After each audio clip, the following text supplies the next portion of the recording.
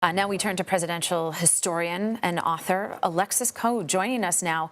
And Alexis, you visited Carter's hometown. What did you take away from that trip?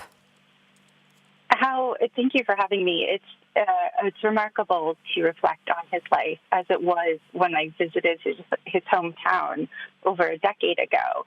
I went to his Sunday school where he was preaching, and people from all over the world had traveled to Plains, Georgia, to see him speak, and he was impassioned, he was relatable, and he was surprising. He talked about how he was angry at God because his grandson had just died.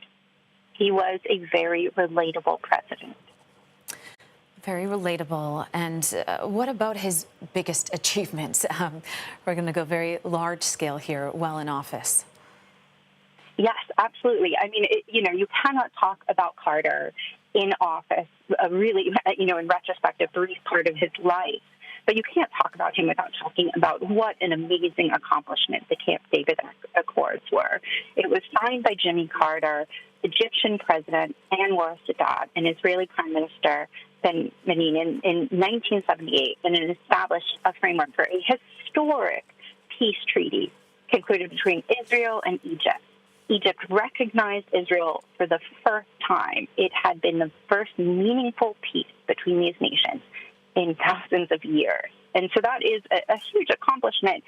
I sometimes think, though, that his biggest accomplishment was coming in after Ford, after one of the greatest crises in the executive office the nation had ever faced with Richard Nixon, and establishing propriety and confidence in the office. That was a great contribution. Now, we spoke about his major accomplishments. What about his personal life? Can you also talk about the legacy of Jimmy and Rosalind together as the longest living presidential couple? Yes, it's interesting. I once asked, I'm privileged to know Doris Prince Goodwin as a mentor, and I once asked her, because she had conducted this famous interview in which Carter said, "I have lust in my heart." If Carter was maybe too good to be president, too good of a person to honest. And she said, possibly. And I think this is one of the examples. He had a high school sweetheart. He married. They had a long marriage. Yes, he sometimes thought about other people as I think any normal person does, but they were the greatest of partners.